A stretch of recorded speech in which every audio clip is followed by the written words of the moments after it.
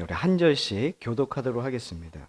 제가 먼저 읽겠습니다. 그런즉 육신으로 우리 조상인 아브라함이 무엇을 얻었다 하리요?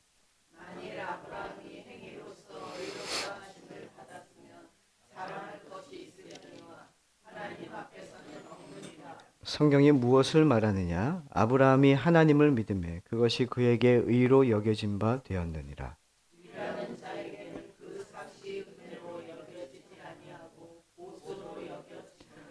이를 아니할지라도 경건하지 아니한 자를 의롭다 하시는 이를 믿는 자에게는 그의 믿음을 의로 여기시나니.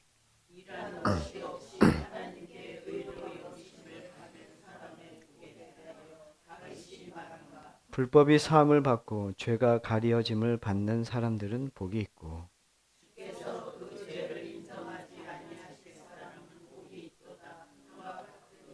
아멘. 할렐루야. 성경이 무엇을 말하느냐라고 하는 주제로 말씀을 전합니다. 어제는 우리 아이들과 함께 남산에 올랐습니다. 네, 남산에 어제는 그 남산에서 사계절을 맛봤습니다. 오를 때는 봄이었고요. 중간쯤에는 가을을 맞았습니다. 올라갔더니 여름이었습니다. 내려오는데 눈이 왔습니다. 겨울이 왔습니다. 우리 아이들은 어제 기도의 맛이라고 하는 주제로 산에 올랐습니다. 기도를 한 적은 한 번도 없습니다. 산을 오르는 게 기도라고 제가 가르쳤거든요. 기도는 등산, 등산은 기도 이렇게 아이들에게 가르쳤습니다. 대천덕 신부님 아십니까? 예수원을 설립하신 대천덕 신부님, 성공의 신부님이신데 그분께서 예수원 그 들어가는 초입에 돌 큰 비석으로 이렇게 적었습니다. 노동은 기도다 이렇게 적었습니다. 그 예수원에 가면 노동을 해야 됩니다. 거기서 며칠 동안 지내는 사람들은 돈을 안 내도 됩니다. 근데 노동은 해야 됩니다. 겨울에는 나뭇잎을 모아서 이렇게 땔감을 준비해야 되고 뭐 이런 일들을 허드렛 일들을 해야 하는 거죠. 우리가 신앙을 생활하면서 내 몸을 갖다 놓지 않고서 무엇을 할 수 있는 일은 없어요. 우리 아이들이 이번에 산을 오르면서 생각한 거예요. 얘들아, 너희들이 산에 오르는 게 쉬웠니 어려웠니 그랬더니 다 힘들었대요. 왜 그렇습니까? 안 쓰던 근육을 쓰니까 힘든 거죠. 산에 오를 때 이렇게 아이들에게 질문했어요. 야, 너희들이 매일 산에 올랐으면 너희들 안 힘들었을 거야. 그랬더니 야, 너희들이 매일 학교가 산에 있었으면 너희들은 매일 학교 가야 되잖아. 그랬더니 어떤 아이가 저에게 이런 얘기 했습니다. 학교 안 갈 건데요. 우리가 매일 하는 그 일이 그게 높은 산이면 매일 오르내리면 나중에는 그것이 별로 힘들진 않아요. 왜냐하면 그런 근력이 생겼기 때문에. 근데 우리가 왜 그 근력이 그게 왜 힘드냐면 근력이 없기 때문에. 기도도 똑같습니다. 우리가 하나님 앞에 기도를 해야 되는데 기도를 꾸준히 못 하잖아요. 그 왜 그렇습니까? 근력이 없어요. 훈련이 필요한 거예요. 이제 우리 아이들과 함께 기도의 맛 이제 2탄이 아마 진행될 수도 있을 것 같아요. 가을에 또 이제 산에 올라가겠죠. 아이들 내려오는데 다리가 막 후들대는 거예요. 올라갈 때는 힘들었고 내려올 때는 무서웠대요. 네. 우리가 기도 생활 하지 않으면 이게 기도에 어떤 근력이 생기지 않으면 내려올 때 위험합니다. 그냥 추락이에요. 근데 근력이 있는 기도의 생활로 근력이 생긴 사람은 그 신앙이 시험이 올 때가 있잖아요. 고난이 올 때가 있잖아요. 그럴 때 흔들리지 않아요. 왜요? 그동안 내가 해왔던 신앙생활, 말씀 운동이 잘 돼서 잡아주거든요. 그래서 내가 하는 게 아니라 이 말씀이 나를 견고하게 하고 세워주고 그 터가 굳듯이 이렇게 우리를 잡아주는 그 힘이 거기에 있다는 거죠. 자, 우리 아이들 그렇게 훈련하고 있고요. 분들은 어떻게 훈련하고 계십니까? 우리 한번 산 한번 탈까요? 어른 버전으로 한번 할까요? 뭐 그런 생각을 해봅니다. 네. 장거리 연애 해보셨습니까? 아, 여기는 물어보면 안 되겠군요. 준혜가 장거리 연애 해봤네. 장거리 연애를 요즘에 젊은 사람들은 이렇게 얘기합니다. 롱디 이렇게 얘기합니다. 장거리 연애. 그래서 장거리 연애는 오래 하면 힘듭니다. 그렇죠? 장거리 연애는 처음만 설레고요. 시간이 지나면 아주 식어버립니다. 그래서 장거리 연애가 결혼에 골인하기는 쉽지 않습니다. 신앙생활도 그런 것 같아요. 내가 주님과 장거리 연애하면 안 돼요. 보면은 주님과 아주 멀리 장거리 연애하시는 분들이 있어요. 우리 교회는 없어. 우리 교회는 없는데 저기 우리들 교회 뭐 이렇게 우리의 교회 뭐 이런 교회들은 그런 게 있어요. 왜 그렇습니까? 내가 하나님과 멀어지면 주님이 계속 낯설어요. 주님이 낯설다는 게 뭐냐면 말씀이 계속 내 마음에서 멀어지는 거죠. 그래서 되게 신앙생활이 무료해집니다. 그리고 신앙생활에 대해서 되게 주님과의 친밀함이 없다 보니까 매일매일 예배가 낯설어지기도 합니다. 기도의 자리, 말씀의 자리, 예배의 자리가 익숙해지셔야 됩니다. 익숙해진다는 것은 주님과 친해져야 된다는 의미입니다.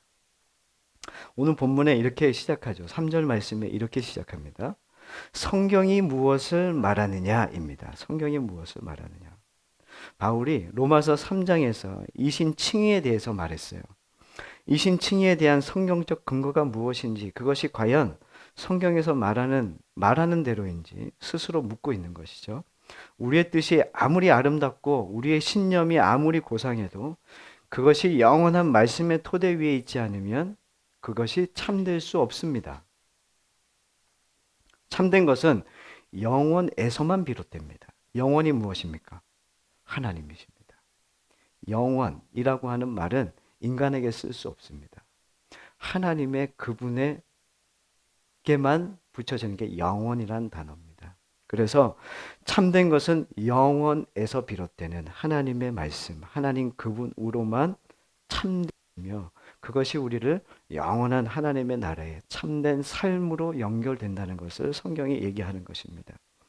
우리가 주님을 믿는다고 하지만 말씀에서 한순간 떠나버리면 세상에 믿지 않는 사람들과 조금도 다르지 않지 않습니까? 비교가 안 돼요. 우리가 세상과 구별되는 것은 이거 하나입니다. 우리는 참되신 하나님의 말씀에 가까이 있는 사람들입니다. 그 말씀이 우리를 새롭게 변화시키고 우리를 거듭나게 하고 우리를 새롭게 하고 이 세상의 것에 마음 두지 않고 하나님 나라에 소망을 두게 사는 사람으로 만들어 주신 것. 이것이 세상과 우리의 차이입니다. 그러므로 우리가 말씀의 토대 위에 굳건히 서 있기 위해서는 뚜렷한 성경관이 필요해요. 뚜렷한 성경관. 그래서 사도 바울이 디모데후서에서 이렇게 얘기하는데, 자, 우리 함께 성경을 좀 펴서 디모데후서 3장 15절입니다. 우리가 찾는 성경, 우리가 매주 찾는 것이 어려울 수 있지만 이 훈련은 매우 중요한 훈련이기 때문에 매주 띄워드리지 않고 찾습니다. 디모데후서 3장 15절 말씀. 이 3장 15절은 성경에 대한 총론, 그 바울의 신학에 대한 총론에 대한 이야기이기도 합니다. 성경적 총론이죠. 15절 말씀입니다. 5절 시작. 또 어려서부터 성경을 알았나니 성경은 능히 너로 하여금 그리스도 예수 안에 있는 믿음으로 말미암아 구원에 이르는 지혜가 있게 하느니라. 아멘. 즉 무엇을 얘기하냐면 성경 속에, 성경 말씀 속에 구원에 이르는 길이 있다는 것입니다. 그래서 바울은 날마다 성경 속으로 되돌아가라 이렇게 말하고 있는 것이죠. 바울 자신도 날마다 말씀 안에 거하기 힘썼습니다. 성경을 떠나서는 구원이 없다는 것을 알았기 때문에 그렇습니다. 이 세상에는 헤아릴 수 없을 만큼 많은 책과 글들이 있습니다. 그러나 아무리 좋은 내용을 담고 있다 할지라도 성경에서 벗어난 글은 인간의 신념이나 사상을 강화시켜 줄 뿐 인간의 삶을 거듭나게 하지는 못합니다. 사람을 거듭나게 하는 것은 하나님의 말씀, 이 생명의 말씀밖에 없습니다. 이것이 성경에 대한 바울의 총론입니다. 자, 그러면 강론이 무엇인지 한번 볼 텐데 16절과 17절을 연결해서 디모데후서 3장 16, 17절을 계속해서 읽겠습니다. 모든 성경은 하나님의 감동으로 된 것으로 교훈과 책망과 바르게 함과 의로 교육하기에 유익하니 이는 하나님의 사람으로 온전하게 하며 모든 선한 일을 행할 능력을 갖추게 하려 함이라. 아멘. 자, 여기 17절에 보면은 하나님의 사람으로 온전하게 하며라고 하는 표현이 있습니다.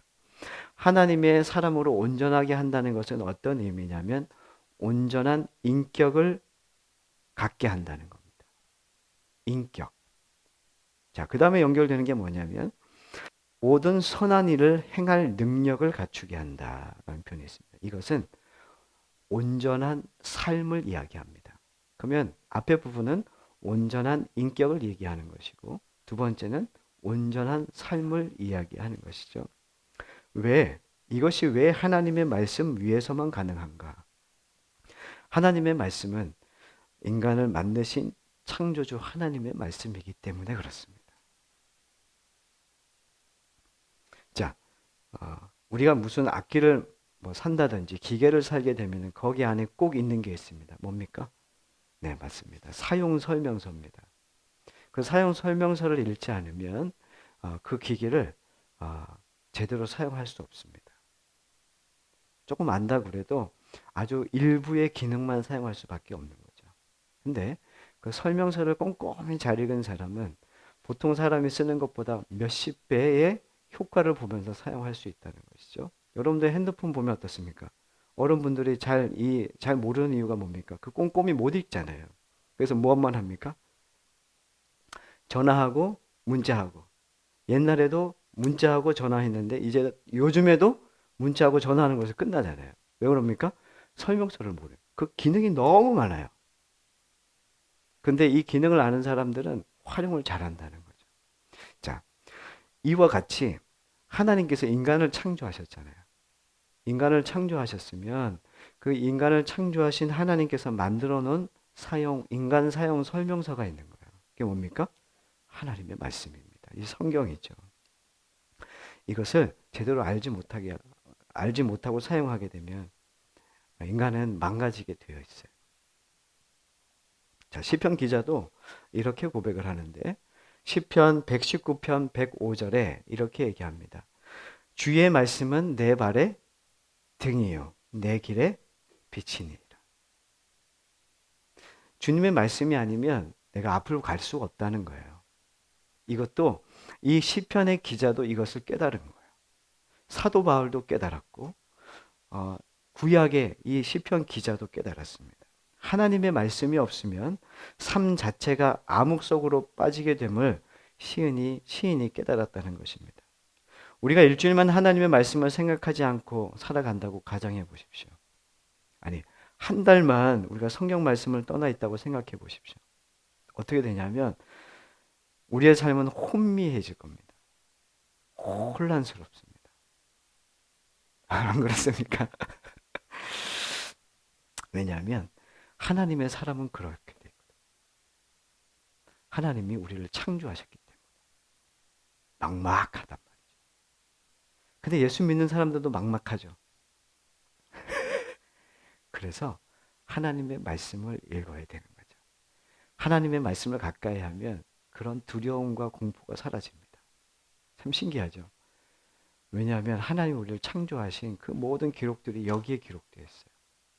근데 우리의 지식으로는 깨닫지 못하다 보니까 하나님의 성령께서 우리를 깨닫게 해 주셔야 돼요. 성령이 우리에게 깨닫게 해 주심으로 말미암아 우리가 그 길을 걸어갈 수도 있게 되는 겁니다. 사람들이 이단에 빠지는 이유가 그들이 우리보다 믿음이 부족해서가 아닙니다. 이른바 광신적인 신앙을 가진 사람들이 이단에 빠지는 경우가 많습니다. 이단의 실체는 하나님의 말씀이 아닙니다. 인간의 말에 근거한 거죠. 그래서 이단에 빠지는 사람들은 인격이 변화되지 않습니다. 조금 친절하게 대할 수는 있지만 그 사람들이 마음에는 그 인격, 온전한 인격으로 형성되지 못합니다. 그래서 그 삶 또한 온전하게 그 삶도 결코 온전할 수 없다는 것이죠. 세상이 하루가 빠르게 바뀌고 있습니다. 사람들은 자신이 무슨 목적으로 살아가야 하는지도 모른 채 빠르게 살아가고 있습니다. 그러나 아무리 세상이 급변해도 하나님 말씀 위에 서 있는 한 우리는 온전한 삶을 이룰 수 있으며 더 나아가 세상을 변화시킬 수도 있습니다. 이것을 믿으십니까? 아멘. 그 증거가 바로 사도 바울입니다. 사도 바울이 만사를 하나님의 말씀 위에 생각하고 판단하고 행동했습니다. 그 결과 그 한 사람으로 말미암아 로마가 뒤바뀌었습니다. 그가 붙들었던 말씀이 창조주 하나님의 말씀이었기 때문에 가능한 것이었습니다. 사도 바울은 그의 힘으로 로마를 바꾸어 놓은 사람이 아니라 그를 장악했던 하나님의 말씀이 로마 사회를 바꿨죠. 바울을 바꾼 그 말씀이 바울을 통하여 로마 전체를 바꾸는 그 힘이 되었던 것입니다. 자, 여러분들에게 질문할까요? 여러분들의 가정과 여러분들의 일터가 여러분 한 사람으로 말미암아 바뀔 수 있다고 믿으십니까? 네. 지금 우리는 나를 믿으면 안 돼요. 오늘 제 딸이 그러더라고요. 말씀을 듣다가. 무슨 질문인지 기억도 안 나네. 하여튼 대답이 뭐였냐면 사람은 믿으면 안 돼요 이거였습니다. 그 말은 뭐냐면 나도 못 믿는다는 말입니다. 여러분들 믿으십니까? 못 믿죠. 여러분들 나도 못 믿잖아요. 근데 우리 신념으로 살잖아요. 나도 못 믿는데 나를 믿고 살아요. 그 돈 있다가 없어지는 건데 돈을 믿고 살고요. 명예 그 있다가 순식간에 사라지는데 그거 믿고 살아요. 건강 믿고 사는데 건강 한순간에 넘어집니다. 난 영원히 살 것 같은데 내 생명은 내 생명이 아니에요. 하나님 손 안에 있잖아요. 근데 우리는 내가 뭔가 할 수 있다고 생각합니다.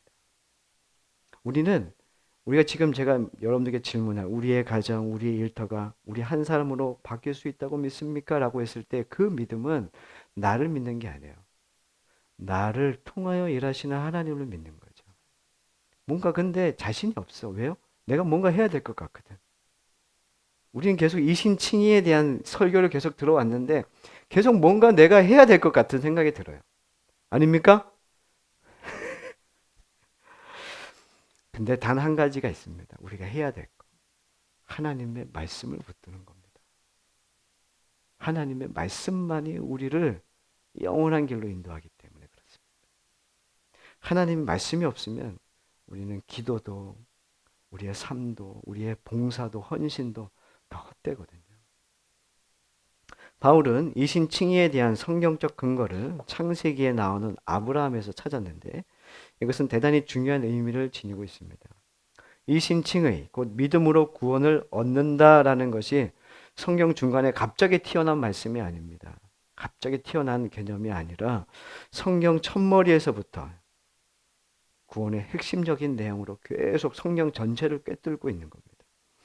바꿔 말하면 하나님의 은혜 없이는 구원받을 사람이 한 사람도 없음을 바울이 강조하고 있는 것입니다. 자, 우리 다시 로마서 4장 1절과 2절을 읽겠습니다. 시작.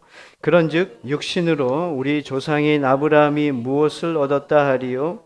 만일 아브라함이 행위로서 의롭다 하심을 받았으면 자랑할 것이 있으려니와 하나님 앞에서는 없느니라. 아멘. 아브라함이 의롭다 칭함 받은 것이 행위로 된 것이라면 그 행위가 자랑할 수 있지만 행위로 된 것이 아니므로 자랑할 것이 없다 이겁니다.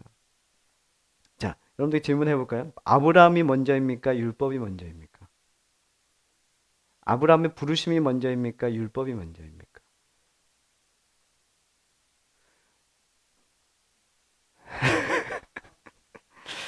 출애굽이 먼저입니까? 할례가 먼저입니까?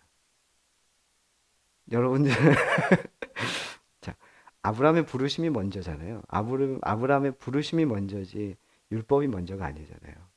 성경은 하나님에 대한 감각이 없는 한 인간 아브라함에 대해서 지금 설명을 하는 거예요. 아브라함이 어떤 행위를 통해서 뭔가 믿었기 때문에 아브라함이 그런 믿음의 조상이 된 게 아니라고 설명하는 거예요. 하나님이 하나님의 감각이 없던 한 사람을 하나님께서 부르셨다는 거예요. 이게 성경의 이야기예요. 하나님께서 그를 부르셔서 그를 구원해 내셔서 이끌어 가신 거예요. 하나님께서 이끌어 가시다 보니까 그가 계속 바뀌는 거예요. 성경에 우리가 오해하는 게 뭐냐면 이신칭의를 얘기하면 그럼 우리는 할 게 없겠네? 그러면 아브라함도 행한 게 하나도 없겠네? 이 말은 아니에요. 아브라함이 어땠냐면 하나님의 인도함을 받아서 헤브론에서 하나님 앞에 하나님과 교제하는 장면도 나오고요. 하나님을 영접했고 조카 롯에게 땅도 양보합니다. 소돔에 있는 이 롯의 구원을 위해서 기도한 사람입니다. 이런 행위도 했던 사람이 아브라함인데 아브라함 자신에게 이 모든 것이 아브라함으로 시작된 게 아니었다는 것을 성경이 이야기하는 거죠. 분명히 아브라함은 선행과 하나님 앞에 감각이 있었고 하나님의 말씀 앞에 순종하는 모습들도 분명히 있었는데 그 먼저 된 것이 뭐냐면 하나님께서 그 아브라함을 불러주신 게 먼저였다는 것이죠. 그래서 아브라함의 행위가 자랑이 되는 게 아니라 하나님의 은혜가 자랑되고 있는 거죠. 그럼 자랑할 것이 무엇이냐? 아브라함은 하나님의 은혜로 자신이 여기에 있다는 것. 하나님의 구원과 하나님의 인도하심이 먼저였다는 것을 자랑할 수 있다는 것이죠. 그것을 지금 원동력으로 삼았던 사람이 아브라함이다라고 설명하고 있습니다. 로마서 4장 3절 다시 한번 읽겠습니다. 성경이 무엇을 말하느냐? 아브라함이 하나님을 믿음에 그것이 그에게 의로 여겨진 바 되었느니라. 아멘.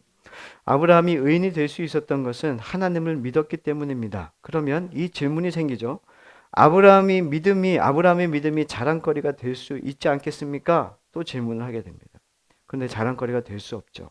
우상을 섬기던 아브라함이 하나님을 찾아 나은 것이 아니기 때문에 그렇다는 거죠. 마치 이런 겁니다. 제가 차가 있습니다. 멋진 차가 있습니다. 멋진 차가 갑자기 자랑을 하는 거예요. 나는 고속도로 200km로 달릴 수 있어. 그러면서 차가 자기를 자랑하고 있습니다. 그 차가 지금 자랑하고 있는 건 자기가 200km로 달리고 있다는 겁니다. 그런데 중요한 건 뭐냐면 자동차는 운전자가 타지 않고 엑셀을 밟지 않으면 그 차는 그냥 고철덩어리입니다. 맞습니까? 그런데 우리는 마치 이 자동차 마냥 나는 200km 달릴 수 있습니다 라고 얘기하면서 나를 자랑하고 있는 거죠. 우리가 이 자랑하는 이 차를 보면서 뭐라고 얘기하겠습니까? 멍청하다고 그러겠죠. 마치 아브라함 우리가 내 열심과 내 자랑 내 종교심과 내 열심과 나의 어떠함을 내 행위를 자랑한다는 것은 마치 이러한 상황입니다. 자, 3절에 나오는 이런 말씀이 있습니다. 3절 하나님을 믿음에 그것이 그에게 의로 여기신 바. 여기에서 그것이라고 하는 표현이 나오는데 3절에 이 그것이라는 말은 사실 없어도 되는 문장이거든요. 그럼에도 이 단어가 쓰인 것은 무엇을 강조하기 위함인데 그게 뭐냐면 믿음을 강조하기 위함입니다. 그러면 왜 믿음을 강조하고 있는 것인가? 믿음이 무엇인지 분명하게 깨우쳐 주기 위함이죠. 하란에 사는 아브라함에게 하나님의 은혜가 임했습니다. 그때 아브라함이 하나님을 믿었습니다. 그런데 그 믿음이 무엇으로 드러났느냐가 중요한 것이죠. 어떻게 드러났습니까? 이제부터 하나님을 믿겠다 고백으로 그치지 않았다는 거예요. 하나님을 믿는다는 것은 입으로 고백하는 것으로 그치지 않아요. 하나님 따라가겠습니다 라고 하는 그 고백으로 끝나는 것이 아니라 아브라함은 하란을 떠났다는 겁니다. 이게 떠나서 가나안으로 가는 삶으로 이 믿음이 증명되기 시작한 거죠. 당시 하란은 어떤 곳이었냐면 문화가 발전된 도시였습니다.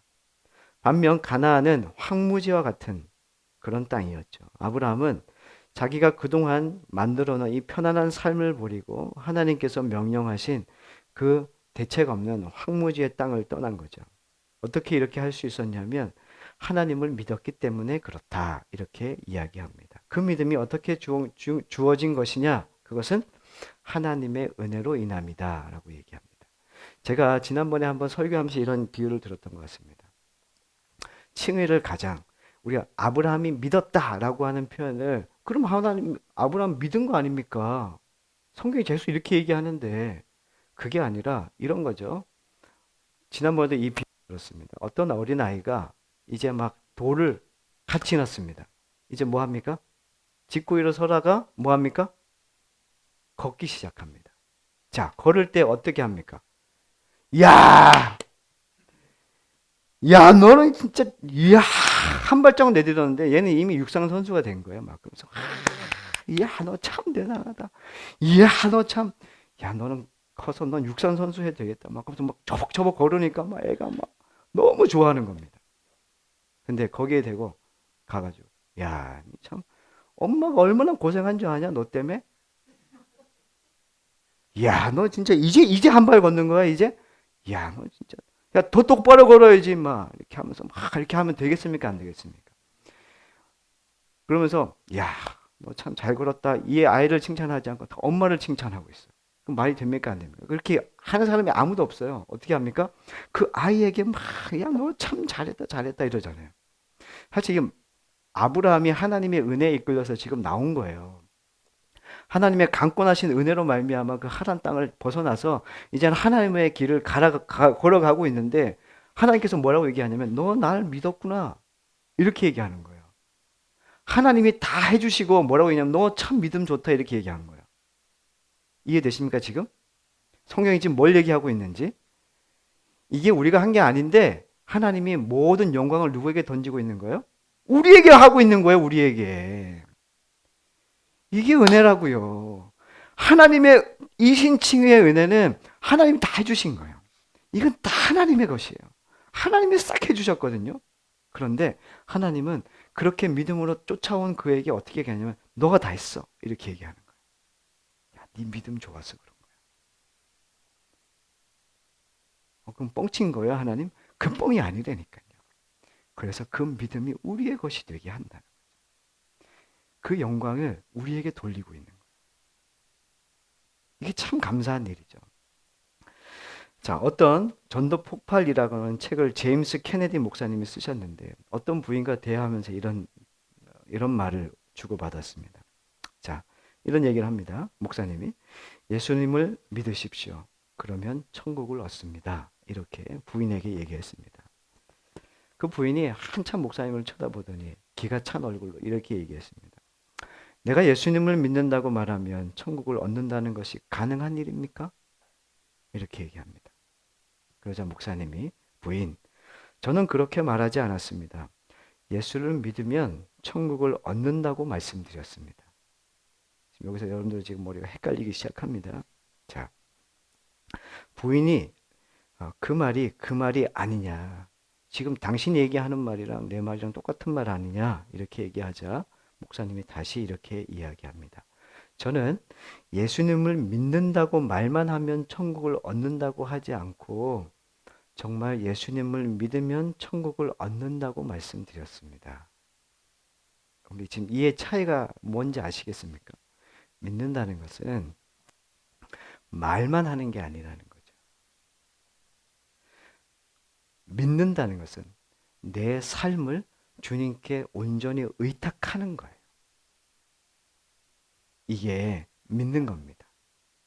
자, 아브라함이 하란을 떠나 가나안으로 이 삶의 방향을 바꾼 것과 같이 바울도 이러한 믿음을 지금 강조하고 있고 바울도 그러한 삶을 살았던 사람이잖아요. 우리에게도 그렇게 묻고 있는 거예요. 우리가 예수 믿는다는 것은 뭐냐면 말만 하는 게 아니에요. 말은 잘하는데 삶이 안 바뀌는 사람이 있어요. 그거 왜 그렇습니까? 믿지 않기 때문에 그런 겁니다. 믿음은 우리를 바꾸는 거예요. 그러면 내가 입만 계속 뭔가 믿음만 얘기하고 하나님만 얘기한다고 내가 신앙이 바뀌었다고 얘기하는 것은 그 사람은 아직 죄송하지만 착각을 하고 사는 거죠. 내가 믿었다는 착각. 근데 믿음은 진짜 믿어지는 거거든요. 믿어짐으로 인해서 그 길을 걸어갈 수 있거든요. 왜요? 믿어지니까요. 설명을 어떻게 할 수가 없어요. 믿어서 그 길을 따라갈 수밖에 없는 겁니다. 자, 3절에 계속 나오는 게 뭐냐면 그것이 누구에게요? 그에게 이렇게 되어 있습니다. 자, 그에게라는 말 역시도 없어도 되는 문장입니다. 그런데 이 단어를 넣었음으로써 뭐라고 얘기하냐면 하나님을 믿을 때 하나님의 구원에 이 개별적으로 임한다는 것을 얘기하고 있습니다. 그것이 그에게, 모두에게 아니고 누구에게요? 그에게. 이거 뭡니까? 구원은 개별적으로 임한다는 겁니다. 자, 우리 한번 말씀 하나만 찾을게요. 자, 잘 접어두시고 에스겔서 14장 말씀을 찾겠습니다. 에스겔 14장 14절 말씀입니다.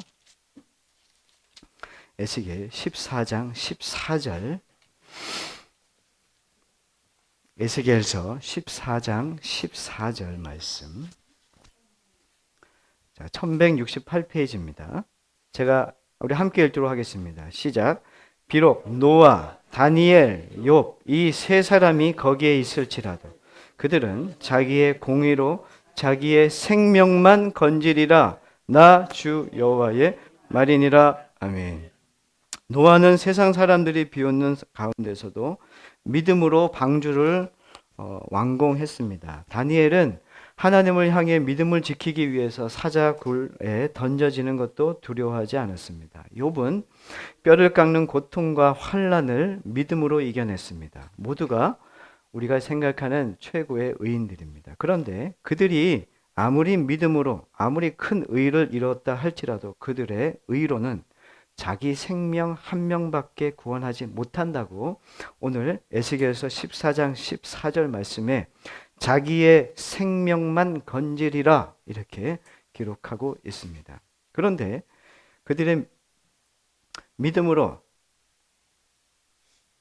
이것이 뭐냐면 한 사람의 생명밖에 하나님의 구원은 개별적으로 임한다는 것을 말해주고 있습니다.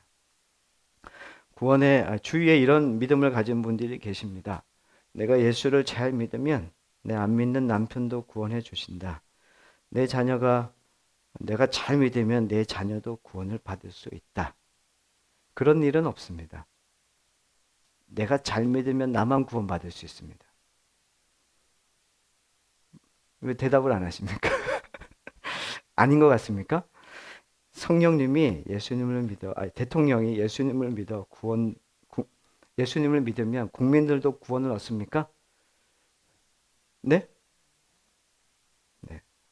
부모가 예수님을 믿는다고 자녀들도 구원받는 건 아닙니다. 자, 이런 영향력은 끼칠 수 있습니다. 부모가 정말 주님께로 인도하는 거룩한 주님의 표지판이 되어서 자녀에게 깨닫게 해주는 역할은 할 수가 있습니다. 그러나 내가 잘 믿는다고 구원을 받는 건 아닙니다. 그거 얘기하는 겁니다. 한 영혼 한 영혼이 개별적으로 주님을 만나야 됩니다.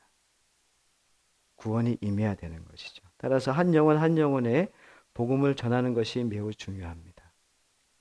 이것이 구원받는 사람들의 사명이죠. 구원받은 우리들의 사명이기도 합니다. 교회적으로나 개인적으로 주님의 복음을 전하고 사랑을 실천하는 것이 우리의 의무입니다. 그 의무에 충실할 때 우리가 받은 구원이 참다운 구원이 될 수 있습니다. 하나님께서 나를 부르신 까닭이 나 혼자 구원받고 잘 살라고 부른 것이 아니라 누군가 나를 위해 기도하고 은혜의 통로가 됨을 내가 깨달았다면 나 또한 누군가를 위한 주님의 도구로 살아야 한다는 것입니다. 여러분들 지금 여기 있는 이유는 누군가가 여러분들을 위해서 기도하고 여러분들을 위하여 누군가가 표지판이 되어 주었기 때문에 여러분들이 여기에 있는 겁니다. 그렇다면 여러분들 또한 그 역할을 감당하는 것이 구원받은 자의 삶이라는 것이죠. 여러분들이 어떻게 사느냐는 그래서 매우 중요한 겁니다. 여러분들이 구원해 주지는 못하지만 구원의 통로가 될 수는 있잖아요. 그것을 지금 이야기하고 있는 거죠. 3절에 계속해서 얘기하는 게 뭐냐면 자, 로마서 4장 여기 보면 그에게 의로 여겨진 바 되었다라고 되어 있습니다. 여기 여겨졌다라고 하는 헬라어가 조마이라고 하는 단어인데 자기 계정으로 처리한다라고 하는 의미입니다. 이런 의미죠. 예를 들어 아들이 미국에서 여행 중에 있습니다. 그런데 그 아들이 아버지에게 전화를 겁니다. 아버지 나 돈 다 떨어졌어. 어쩝니까? 이렇게 얘기하죠. 아버지가 아 그래? 너 위치 어디야? 그래? 로스앤젤레스구나. 그래. 거기 내가 아는 사람이 있는데 일단 그 사람 주소 보낼 테니까 거기로 가. 그러면 그 사람이 다 해결해 줄 거야. 그리고 아버지는 전화 끊에게 전화합니까? 그 사람에게 전화합니다. 내 아들이 지금 그 돈이 하나도 없는데 계좌번호 보내. 그리고 오면은 다 줘. 끊어. 아들이 갑니다. 아들이 그거 받잖아요. 자, 이게 바로 뭐냐면 의로 여겨진 바 되었다는 거. 우리가 한 게 있어요, 없어요? 아들이 한 게 있어요, 없어요? 없어요. 아버지가 지금 전화로 다 해결하신 거예요. 하나님께서 우리를 그렇게 책임지고 계시다는 거. 의로 여겨졌다. 의로 여겨진 바 되었느니라라고 하는 그건 겁니다. 책임은 누가 지는 거야? 하나님이 지시는 거라니까요.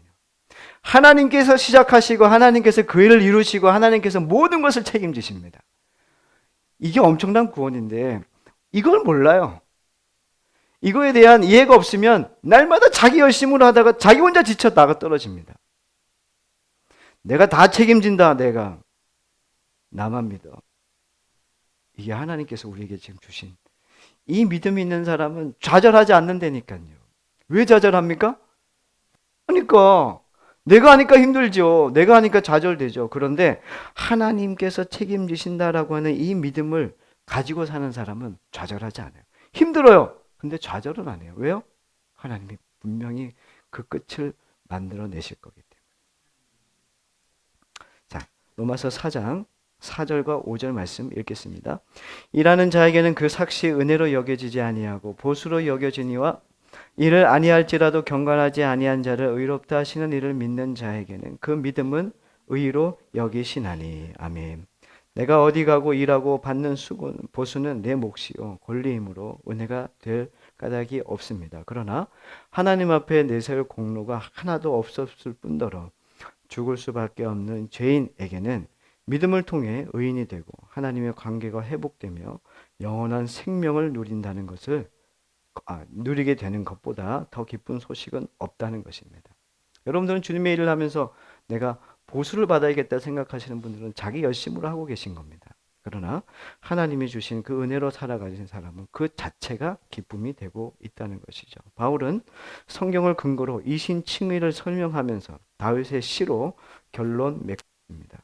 다윗은 한순간의 정욕으로 신하의 아내를 빼앗고 신하를 죽인 사람입니다. 요즘 말로 하면 가정 파괴범입니다. 그러나 그를 다시 살리고 세워주셨습니다.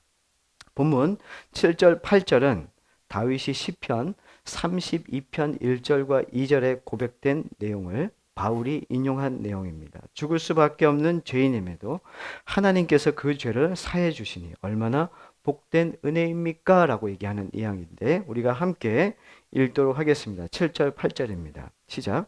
불법이 사함을 받고 죄가 가려짐을 받는 사람들은 복이 있고 주께서 그 죄를 인정하지 아니하실 사람은 복이 있도다 함과 같으리라. 아멘.